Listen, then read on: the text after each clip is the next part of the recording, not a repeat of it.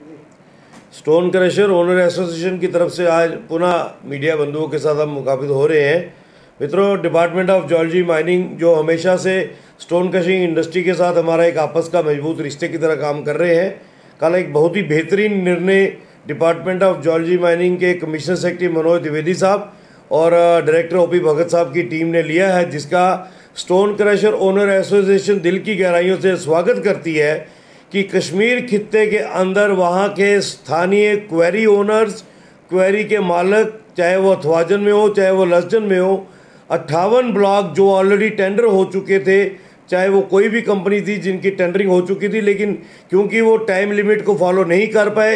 Environment clearance नहीं ले पाए, उनके टेंडरिंग प्रोसेस को कैंसिल करके स्थानीय लोगों को काम दिया है। मुझे लगता है ये बड़ा बेहतरीन निर्णय है और हम इसका एसोसिएशन की तरफ से स्वागत करते हैं। मनोज द्विवेदी साहब जो जियोलॉजी माइनिंग के हमारे कमिश्नर सेक्रेटरी हैं, ऑलरेडी स्टोन क्रशिंग इंडस्ट्री और ब्रिक इंडस्ट्री को बूस्ट देने के लिए बड़े बेहतरीन कार्य कर रहे हैं और यकीनन इससे भी एक बड़ा बेहतरीन कदम उठेगा और जो विश्वास हम जम्मू कश्मीर वासियों का एडमिनिस्ट्रेशन के प्रति है वो और भी मजबूत होगा। डायरेक्टर जियोलॉजी माइनिंग ओपी भगत साहब जो ऑलरेडी जम्मू के अंदर भी, कश्मीर के अंदर भी बेहतरीन वातावरण बने और स्टोन क्रशिंग इंडस्ट्री विशेष करके एक ऐसी इंडस्ट्री जो कि इंफ्रास्ट्रक्चर डेवलपमेंट में बेहतरीन काम करने में और उपयोगी रोल निभाती है, उसको खड़ा करने में निभा रहे हैं। ये सराहनीय कदम है, लेकिन हम स्वागत तो करते हैं, एक गुहार भी करते हैं कि जो निर्णय आपने कश्मीर के क्वेरी ओनर्स या यूनिट होल्डर्स के लिए लिया है, सेम ही निर्णय आपको जम्मू के लिए भी लेना होगा। जम्मू के अंदर भी 250 पौने 300 के करीब स्टोन क्रशर्स हैं जो अननेसेसरीली ठेकेदार्स के ऊपर डिपेंड हो गए हैं कि वो हमें अलाउ करेंगे तो हम काम कर पाएंगे, जो मुझे लगता है कि इंडस्ट्री को सिक करने में बहुत बड़ा रोल निभा रहे हैं। और जैसे मैंने पहले भी कहा कि स्टोन क्रशिंग इंडस्ट्री के बेसिक इंडस्ट्री है और इंफ्रास्ट्रक्चर डेवलपमेंट में बुनियाद से लेकर उसकी इमारत की मंजिल तक पहुंचने में हमारा रोल रहता है, हमारा योगदान रहता है। इस इंडस्ट्री को ज़िंदा रखना, इसको बचाना एडमिनिस्ट्रेशन का एक बहुत बड़ा रोल है। जिस तरीके से मनोज द्विवेदी साहब और उनकी टीम में ओपी भगत साहब बेहतरीन कार्य कर रहे हैं, हम उम्मीद करते हैं कि आने वाले दिनों में जम्मू के अंदर भी ऐसा ही निर्णय हो और जहां पर जिन जिन ब्लॉकों के एनवायरनमेंट क्लियरेंस नहीं हुए हैं उसको रीशेड्यूल करके वहां के स्थानीय unit holders, stone crushing unit holders को वो लीज दी जाए ताकि वो खुल के काम कर सके, गवर्नमेंट के घर में भी रेवेन्यू आए और जो इंडस्ट्री जो सिक होने की कगार पे आती जा रही है उसको एक आगे बढ़ने का मौका मिले। मैं यकीनन कह सकता हूँ कि मनोज द्विवेदी साहब का बड़ा एक पॉजिटिव रोल रहता है अपने डिपार्टमेंट को लेकर भी और स्थानीय लोगों को लेकर भी, और यकीनन हमारी इस गुहार की वो तरफ गंभीरता से ध्यान भी देंगे। विशेष करके मैं कहूँगा रिवर तवी जो है पिछले 3-4 वर्षों से हमारी क्रेडिबिलिटी के ऊपर सवालिया निशान उठाने का प्रयास किया, चाहे जिन भी लोगों ने किया, हमारी वर्किंग के ऊपर अंकुश लगाने का प्रयास किया। मुझे लगता है कि हमें न्यायपालिका से भी इंसाफ मिला है और यकीनन डिपार्टमेंट ऑफ जियोलॉजी माइनिंग से भी हमें इंसाफ मिलेगा, चाहे वो मनोज द्विवेदी के माध्यम से हो, चाहे ओपी भगत साहब के माध्यम से हो। और यकीनन इस इंडस्ट्री को और तरीके से चलाने में तवी का एक,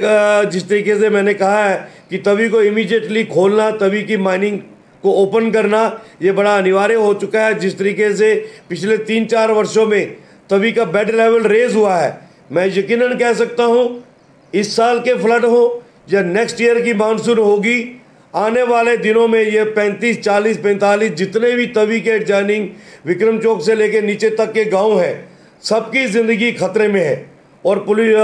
फ्लड कंट्रोल डिपार्टमेंट बड़ा स्पष्ट शब्दों से कह चुका है कि हम इतने समर्थ नहीं हैं कि इन लोगों को प्रोटेक्शन दे सके, इन लोगों की ज़िंदगी को बचा सके, इन लोगों को बहने से बचा सके। ऐसी परिस्थितियों में गवर्नमेंट का फ़र्ज़ बनता है कि ड्रेजिंग के मामले से माध्यम से इमीडिएटली तवी के अंदर माइनिंग का रास्ता खोला जाए और हम यूनिट होल्डर्स जो कि वहाँ पर बैठे हैं,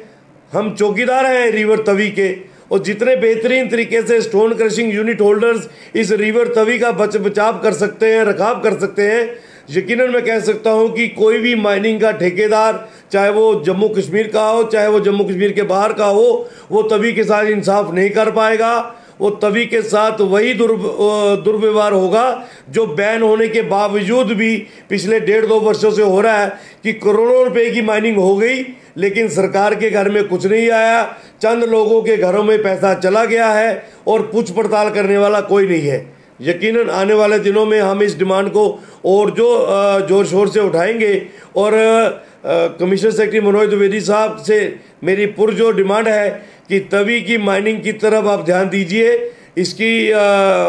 जो PIL उसको क्वैश करवाकर इमीडिएटली जो सन ऑफ द सॉइल हैं, जो हम यूनिट होल्डर्स हैं, जिनके बलबूते पे हज़ारों घरों की रोजी रोटी चल रही है, उनके हवाले तवी को कीजिए। हम तवी का ना नुकसान होने देंगे, ना सरकार का नुकसान होने देंगे, लेकिन इतना यकीन दिला सकते हैं कि सैकड़ों हज़ारों घरों की रोजी रोटी का साधन जो है वो हम लोग बनेंगे, जिस रोजी रोटी को पिछले 1.5-2 वर्षों से चंद अफसरों की वजह से और चंद ठेकेदारों की वजह से अंकुश लग चुका है और वो लोग भूखमरी की कगार पे आए हैं। तो हमारी तरफ से पुनः हम स्वागत करते हैं डिपार्टमेंट ऑफ ज्योलॉजी माइनिंग के अफसरान का, जिन्होंने कश्मीर के अंदर एक बेहतरीन वातावरण लाने का प्रयास किया है, और उम्मीद करते हैं कि सेम वातावरण जम्मू में भी लाया जाए। जम्मू के अंदर पुनः जो रुकी हुई है माइनिंग उसको खोला जाए, और जो ब्लॉक टेंडर हो चुके हैं और उनकी इसीज क्लियर नहीं हुई है उसको कैंसिल करके हमारे स्थानीय लोगों को काम दिया जाए, ताकि स्थानीय जो सन ऑफ द सॉइल हैं वो काम भी करें,